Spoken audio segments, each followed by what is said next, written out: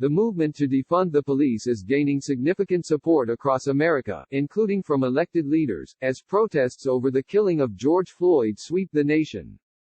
For years, activists have pushed U.S. cities and states to cut law enforcement budgets amid a dramatic rise in spending on police and prisons, while funding for vital social services has shrunk or disappeared altogether. Government officials have long dismissed the idea as a leftist fantasy, but the recent unrest and massive budget shortfalls from the COVID-19 crisis appear to have inspired more mainstream recognition of the central arguments behind defunding. To see legislators who aren't even necessarily on the left supporting at least a significant decrease in New York Police Department (NYPD) funding is really very encouraging, Julia Salazar, a New York state senator and Democratic socialist, told The Guardian on Tuesday. It feels a little bit surreal. Floyd's death on camera in Minneapolis, advocates say, was a powerful demonstration that police reform efforts of the last half-decade have failed to stop racist policing and killings. Meanwhile, the striking visuals of enormous, militarized and at times violent police forces responding to peaceful protests have led some politicians to question whether police really need this much money and firepower. Meanwhile, unemployment is surging amid the economic fallout of the coronavirus pandemic, with housing and healthcare crises worsening. Many governments have been making painful cuts to services and expect to see tax revenue fall even further in the coming year. But police budgets have not been affected, and some mayors are even seeking to expand law enforcement funding. A snapshot of some of city budget debates that have escalated this week. Defunding, said activist Geraldine Bluford, is the logical response from leaders in this moment of unprecedented unrest. If police had been serious about reform and policy change, then guess what? People would not be this angry. Bluford's son was killed by Oakland police in 2012 and she's been fighting for reforms since. We allowed you to kill our children, and you said this was going to change, and you reneged on it. If we keep funding them, it gives them the green light to continue. Community groups advocating for defunding have put forward differing strategies, some merely opposing police budget increases, others advocating mass reductions, and some fighting for full defunding as a step toward abolishing police forces. Some initiatives are tied to the fight to close prisons. All are pushing for a reinvestment of those dollars in services. Amid the protests, some local leaders with budgeting powers have started proposing modest cuts to policing. The most substantial change so far has come in Minneapolis, where the school board on Tuesday voted to end its contract with the police department. The University of Minnesota has also pledged to stop working with police.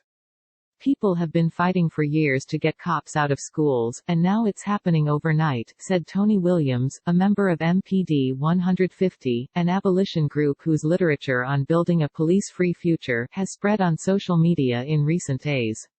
One elected Minneapolis ward member said this week that the city's police department was irredeemably beyond reform, the kind of remark that would until recently have been unthinkable to organizers. This is unprecedented in our movement, but it is a natural consequence of where we've been over the last 5 years, Williams said, rattling off high-profile killings by police that have failed to lead to substantive reforms. Eric Garcetti, the Los Angeles mayor, addressed the broader protests in a speech late Wednesday night and said he was now working to make cuts of up to $150 million to the police budget and reinvest funds in black communities, though specifics of his plans were unclear. His move comes after a coalition convened by Black Lives Matter LA pushed for what it called a people's budget, which encouraged the city to spend only 5.7% of its general fund on law enforcement, and 44% on universal aid and crisis management. In moments of crisis, people want services and resources that go directly to help people rather than police that surveil, brutalize and kill us, said Melina Abdullah, the BLM-LA co-founder, adding that Garcetti's proposed cut was minimal, and that officials need to go much further. Even though many U.S. police departments' duties are responding to nonviolent, non-emergency calls, departments have expanded their military-style arsenal in recent years. U.S. police kill more people in days than many other countries do in years. Senator Salazar in New York said the COVID-19 devastation is motivating lawmakers normally sympathetic to the NYPD to rethink the budget. Every Senate office has been fielding an unfathomable number of unemployment claims. We've been thinking every day about how social services and the public safety net are failing people. Having come out of a bleak state budget process, it's very frustrating to hear that $6 billion figure for the NYPD. The city council member who chairs the committee that oversees the budget called for significant NYPD cuts this week. Although she doesn't control NYPD financing as a state lawmaker, Salazar said she could envision police immediately losing $1 billion from its budget just for current police functions that have nothing to do with law enforcement and crime, such as responding to mental health calls and other social services.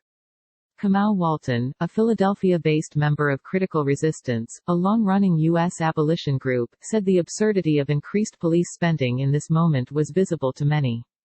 Walton lives across from a recreation center and library that has been closed due to COVID, and said houseless people now gather outside, because they have nowhere else to go. The city, however, is further cutting housing and homelessness services and seems to lack a summer plan for these communities who have lost programs, resources and jobs, they said.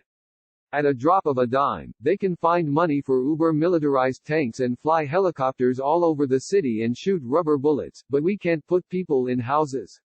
Kelly Lytle Hernandez, a UCLA historian and recent MacArthur recipient, said this could be a pivotal moment for the U.S. We've created over the last 30 to 40 years a sense that our safety and well-being always comes from investing more and more in police. This week, it seems there is increasing recognition of this failure, she said, adding, defunding the police is the first step in a much broader historical transformation that I'm hoping you're seeing broad-based support for on the streets today.